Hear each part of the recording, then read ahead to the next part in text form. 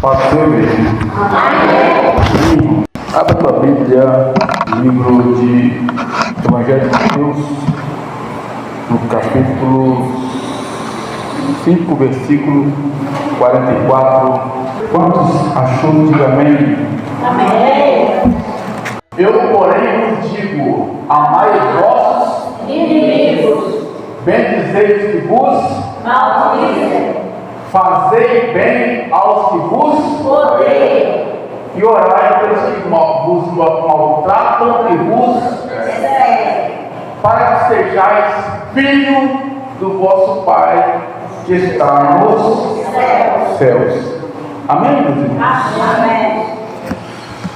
Eu quero deixar aqui, irmãos, para a igreja os 4 princípios bíblicos que Jesus me deu essa semana sobre esse contexto. Eu estava falando para os irmãos que Jesus estava pregando a mensagem do Sermão da Montanha, e no final do Sermão da Montanha tem essas diretrizes, esses princípios que Jesus deixou para aquele povo que estava ali ouvindo a mensagem pregada por Jesus Cristo. Não era uma mensagem pregada pelo pastor Vicente, ou pelo Marco Cristiano, ou por mim, ou pelo R.R. Soares. Era uma mensagem pregada por Jesus Cristo.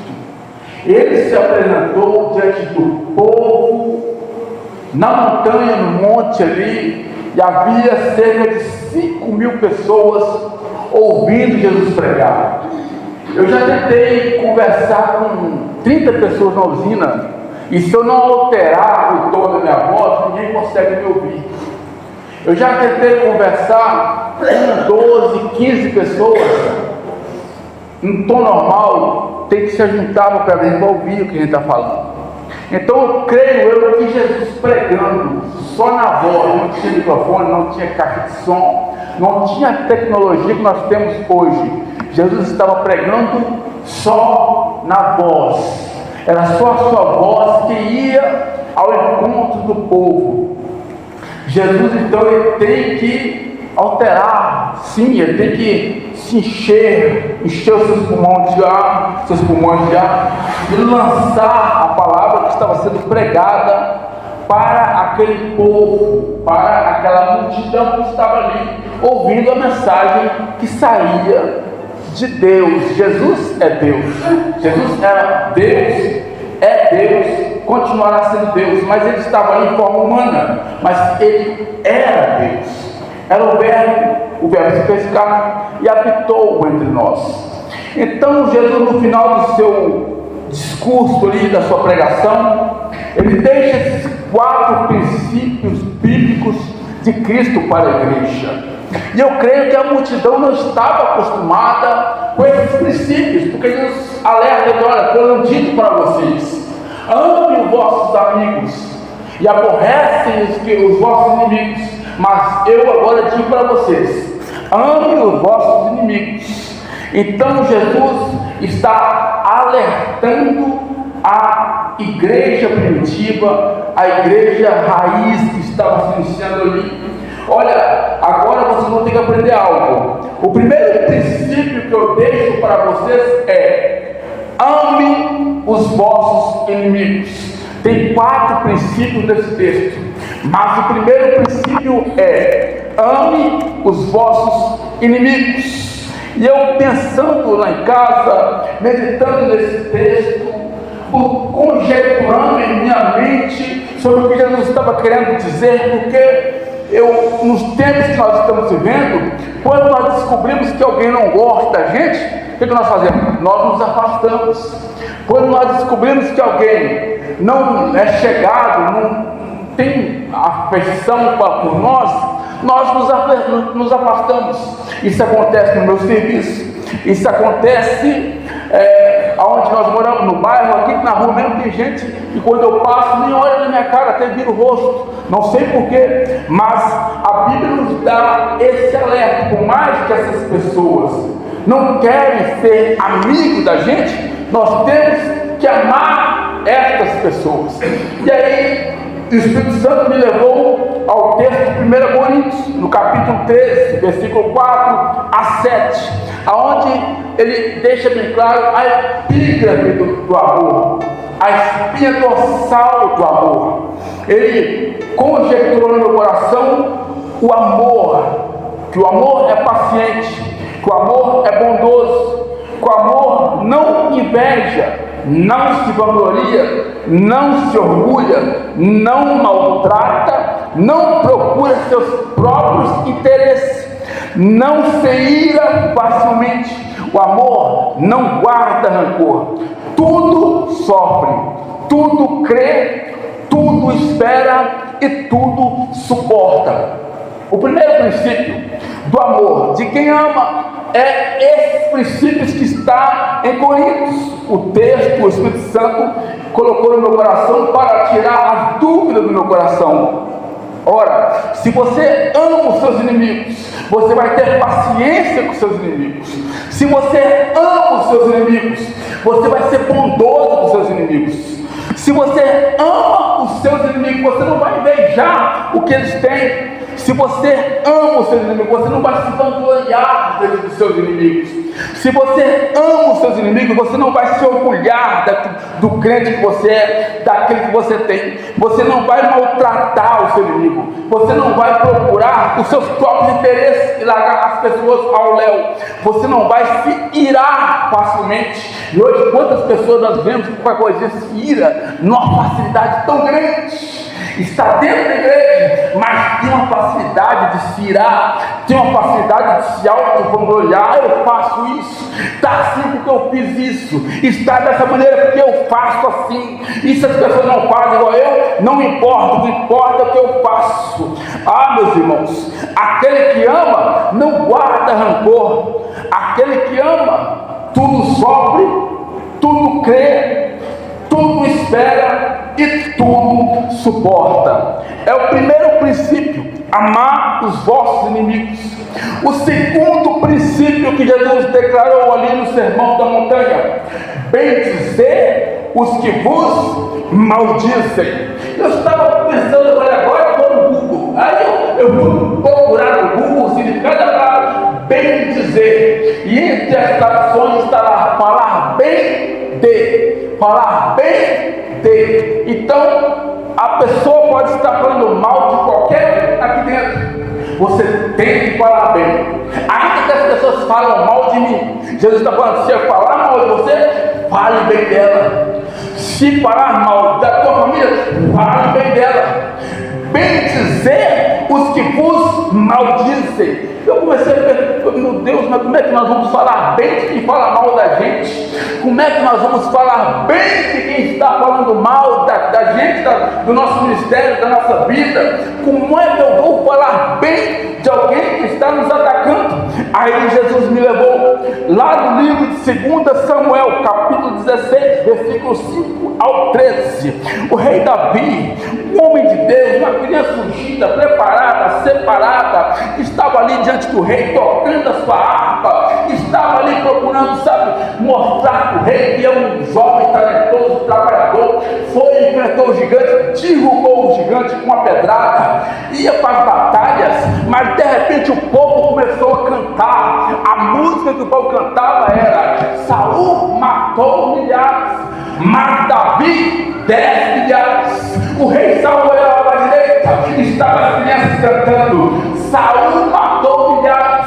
mas Davi matou 10 milhares. O rei Saul olhava para a esquerda, estavam os homens, os soldados cantando: Saul matou milhares, mas Davi matou 10 milhares. Davi fazia o bem, Davi estava servindo o rei, mas o rei se encheu de ira. O rei começou a odiar Davi, o rei começou a querer matar Davi, o rei começou a querer perseguir, e perseguiu Davi com muita fúria, a ponto de esconder Davi numa caverna, e o rei começar a procurar Davi ali nos montes, no deserto. De repente o rei também adentra para outra caverna. Davi encontra o rei dormindo, Davi rasga o manto do rei. O soldado de Davi fala: olha, agora Deus te entregou Saul, o teu inimigo, em tuas mãos. Mas Davi disse: Quem sou eu para me levantar contra o ungido de Deus? Ele me odeia, mas eu o amo, porque ele é um ungido de Deus, separado por Deus. Não colocarei sobre ele as minhas mãos. Davi fazia o bem a quem o odiava.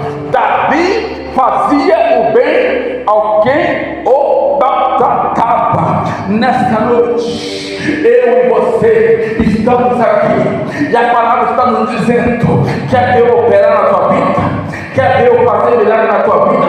Faça o bem a quem vos odeia, faça o bem a quem não gosta de você, faça o bem a quem vos maldizem, faça o bem a quem se declara teus inimigos. Ah, Jesus! Ah, Espírito Santo, como eu te amo, como eu te glorifico, porque tu tens revelado a tua palavra poderosa nos nossos corações. Estes 3 princípios estavam no coração do rei Davi, por isso que ele é conhecido como um homem segundo o coração de Deus. Davi, um homem segundo o coração de Deus. Eu não vou tocar nele, por mais que ele está querendo me matar, mas ele é um ungido de Deus. Eu não posso tocar nele, meus soldados. Não vou tocar em Saul. Deixa Deus resolver com ele. E Deus resolveu e deu a vitória para Davi. Nesta noite, se alguém está te perseguindo, se alguém está querendo te matar, se alguém está querendo declarar guerra contra você, deixa na mão de Deus, irmãos. Deixa na mão de Deus. Os teus problemas põe na mão de Deus. Deus é fiel para nos dar vitória na hora certa, para a tua honra e para a tua glória. Aleluia, Jesus. O 4º princípio é o princípio que a igreja, creio que mais pratica, que é orar. Orar pelos que vos maltratam e vos perseguem. O 4º princípio, Jesus disse para aquele povo ali no monte: vocês têm que orar por aqueles que vos maltratam, vocês têm que orar por aqueles que vos perseguem. Vocês têm que orar. E eu pensando, Deus, vamos orar pelas pessoas que nos maltratam e orar por aqueles que nos perseguem. Aleluia. E eu comecei a meditar nesse texto de madrugada, e pensando e buscando a revelação profética. De repente Deus me leva no livro de Atos, capítulo 9, no versículo 1. Havia um homem que tinha um ódio mortal pela igreja. Seu nome era Saulo. No capítulo 9, do versículo 1, a Bíblia deixa bem claro: e Saulo, respirando ameaças e mortes, procurava matar, perseguir a igreja. Ele pega cartas ali dos fariseus e vai e diz: olha, eu vou buscar aqueles daquela seita, eu vou trazer, seja homem, seja mulher, vou trazer para Jerusalém para serem presos. Paulo maltratava a igreja, Paulo perseguia a igreja. Paulo estava ali quando eles mataram Estevão, o primeiro mártir. Paulo sabia que a igreja era uma pedra no sapato do farisaísmo, do saduísmo. Então ele perseguia com cheio de morte, e a igreja temia Paulo. Saulo, de uma maneira, a igreja sabia que Saulo tinha um ódio, uma vontade de acabar com a igreja por causa da interpretação textual dos livros de Moisés. A minha Bíblia diz que quando Saulo pega essas cartas, ele desce marchando com seus soldados. O Espírito Santo, Jesus, aparece para Saulo e diz: Saulo, Saulo, porque tu persegues a minha igreja? E Saulo cai por terra, cego na hora, porque Deus estava ouvindo a oração da igreja perseguida. Pedro não é para Saulo, Tiago não é para Saulo, homem nenhum é para Saulo, porque Saulo era homem de palavra. O próprio Jesus teve que aparecer para Saulo, cegar Saulo, deixar ele 7 dias na cama, cego, enfermo, para ele entender que acima de Jesus Cristo de Nazaré, o autor e consumador da nossa fé. Nessa noite, o Espírito Santo está mandando eu dizer: ore por aqueles que te perseguem, ore por aqueles que te perseguem, ore por aqueles que nos maltratam, ore por eles, porque se nós não pudermos contra eles, o próprio Jesus Cristo vem e peleja essa guerra e nos dá vitória. Se você acredita, levanta a tua mão e glorifica o nome do Senhor. Aleluia! Oh, glória a Deus!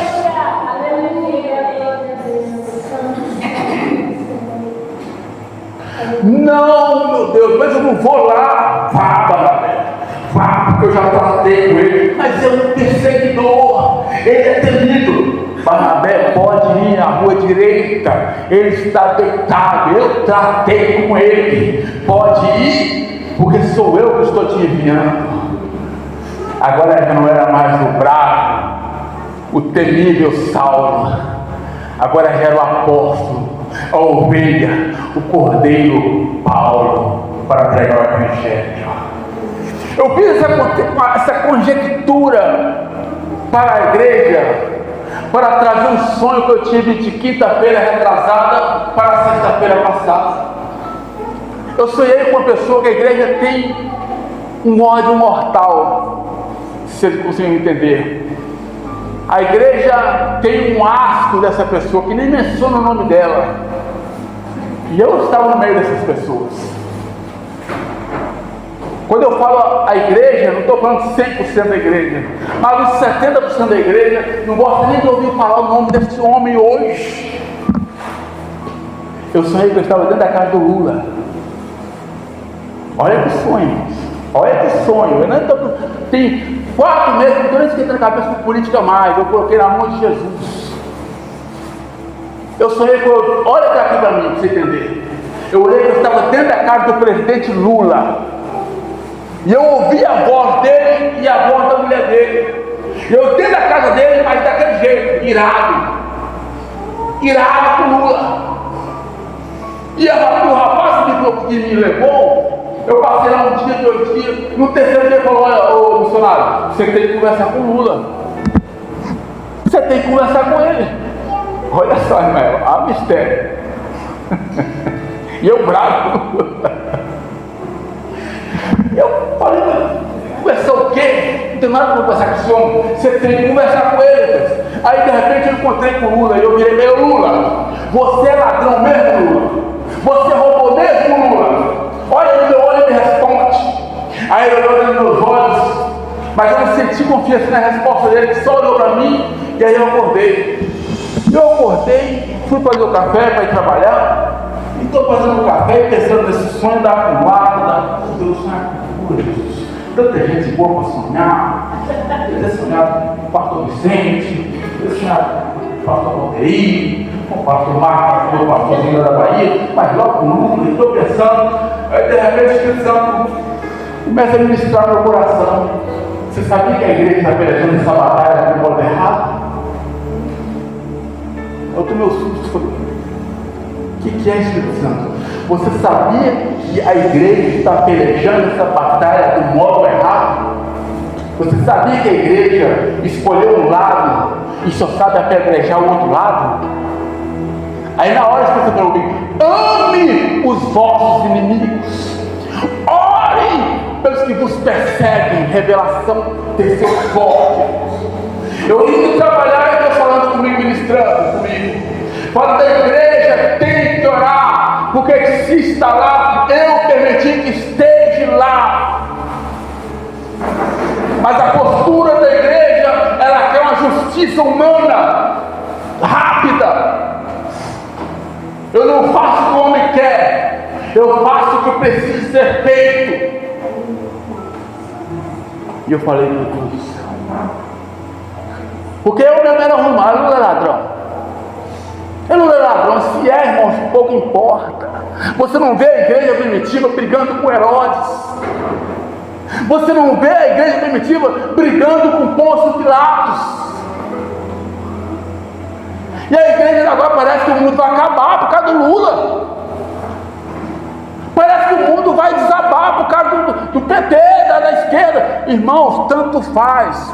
Daqui um dia nós vamos passar, vai vir uma outra geração se Jesus não voltar, vai ter outras pessoas no governo e vai continuar a vida do mesmo jeito. Ou você acha que o mundo era como daqueles 100 anos atrás? Como é que o Brasil era 100 anos atrás? Então nós temos que focar em praticar o que está na Bíblia. Os 4 princípios que Jesus deixou no sermão da montanha, no sermão do monte.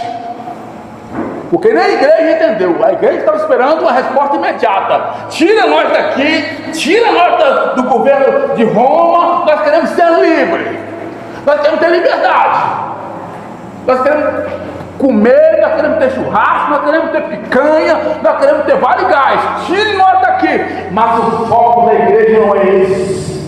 O foco da igreja é salvação. O foco da igreja é libertação. O foco da igreja é provisão divina na vida das pessoas. O foco da igreja é profetizar vida aonde está tendo morte. O foco da igreja é profetizar libertação aonde está tendo cativeiro. O foco da igreja é profetizar cura aonde está tendo doença. O foco da igreja é profetizar casamento fortalecido na vida de quem está com casamento fragilizado. O foco da igreja é profetizar sobre o vale de ossos secos.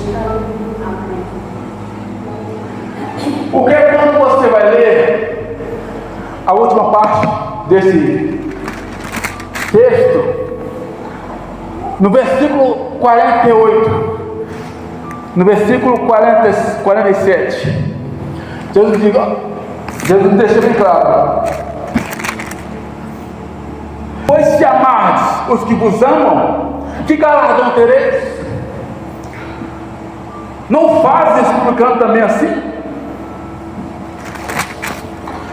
E se saudardes unicamente os vossos irmãos, que fazeis demais? Não fazes os publicanos também assim? Sede vós, pois, perfeitos, como é perfeito o vosso Pai que está nos céus.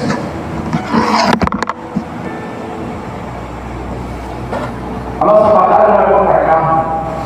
Não adianta mesmo achar que nós vamos mudar o rumo da história desse país na muçulmana. Não adianta.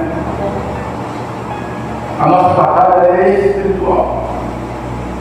Nós temos que orar por todos, pelo presidente, pelo deputado, seja da direita, seja da esquerda, seja qualquer um, nós temos que orar por todos. Nós não podemos ter ninguém de estimação. O nosso foco aqui é ganhar almas. Nosso foco aqui é despertar a igreja para um avivamento sólido, uma raiz profunda, para que qualquer vento que vem, qualquer vento de doutrina que vem, que passa contra essa igreja, vem e passa, mas a igreja permanece de pé, forte. Amém, igreja? Amém. Senhor, te entrega a tua igreja em tuas mãos. Meu Deus, eu sei que tem pessoas, Deus, que não estão vindo na congregação, pessoas que estão enfraquecidas espiritualmente. Meu Deus, eu sei que tem algo forte acontecendo, mas a palavra ela não volta vazia, Senhor Jesus. Espírito Santo, eu te entrego em tuas mãos sobre essa igreja, eu te entrego o missionário Paulo em tuas mãos, eu te entrego a missionária Ágil em tuas mãos, a missionária Priscila em tuas mãos. Meu Deus, que todo vento, que toda frieza espiritual caia por terra agora, Jesus. Que seja declarado, meu Deus, sobre o lado desses obreiros, dessas mulheres de Deus, meu Deus, a vitória profética. Que os anjos do Senhor estejam sobre a casa de cada um nesta hora, Senhor Jesus. Nós não queremos ver, meu Deus, a derrota acontecer, nós queremos ver, meu Deus, a vitória acontecer sobre a vida desse povo, a vitória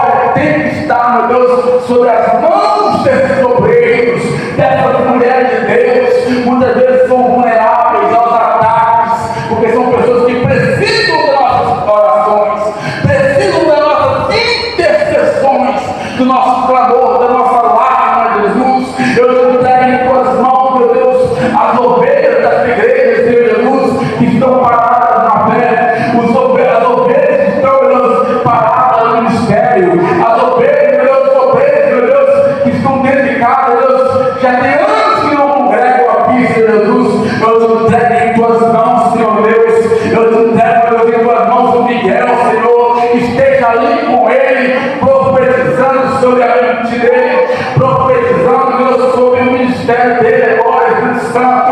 Meu Deus, nada é para a vergonha humana, tudo é para a honra profética sobre a vida do teu filho, Jesus. Nós, como igreja, Jesus, nós estamos orando, estamos entregando em tuas mãos, Senhor Deus, toda a armadilha, toda a ferramenta preparada, toda a astúcia maligna vai cair por terra agora. Todo o maldito, tudo que se levanta, toda maldição está sendo quebrada agora, Senhor Jesus. Meu Deus, esse lado, meu Deus, que tem perseguido, meu Deus, que tem levantado essa peleja, essa batalha, esse homem, Senhor, que tem esse ódio mortal contra ele, Jesus. Eu quero aqui, Senhor Jesus, eu quero aqui dobrado nesse joelho, aqui nesse altar de joelho, Jesus, pedindo perdão, como eu já vi muitos fazerem. Eu já vi muitos dobrarem no altar e dizer: eu queria matar fulano, mas o Espírito Santo me disse para me converter, eu virei crente, eu virei cristão. Eu acredito que o Espírito Santo vai salvar almas através das vidas desse irmão da igreja. Eu acredito que o Espírito Santo vai movimentar as águas purificadoras na vida desses homens, meu Deus, que tem declarado guerra contra essa família. Levanta tua mão se você crê, levanta tua mão e profetiza se você crê, levanta tua mão e profetiza se você acredita que o milagre vai acontecer, que a libertação vai acontecer, que essa igreja não vai ser envergonhada, que esse ministério não vai ser envergonhado, que o pastor Vicente não vai ser envergonhado, que nós não seremos envergonhados, mas cantaremos o hino da vitória para a honra e para a glória do Senhor Jesus Cristo de Nazaré. Eu acredito, Jesus. Vai, Espírito Santo, vai agora, vai na casa de Zé Paulo, sacode ele, derrama um vinho novo, um mistério novo, Jesus, para usar teu filho na quinta-feira. Jesus, o diabo não vai levar teu servo não vai ser humilhado, teu servo vai cantar o hino da vitória e vai comunicar com força, com coragem, vai ser um menino no ministério. Eu acredito, vai ter força, vai ter coragem, vai ser uma nova pessoa a partir desse momento. Profetiza, igreja, bata no peito e profetiza. Deus quer homens e mulheres corajosas nesse ministério, Deus quer homens e mulheres corajosas nessa igreja, para profetizar a libertação, para profetizar a união, para profetizar a unção sobre a vida de todos que precisam. Se você faz parte desse ministério, desse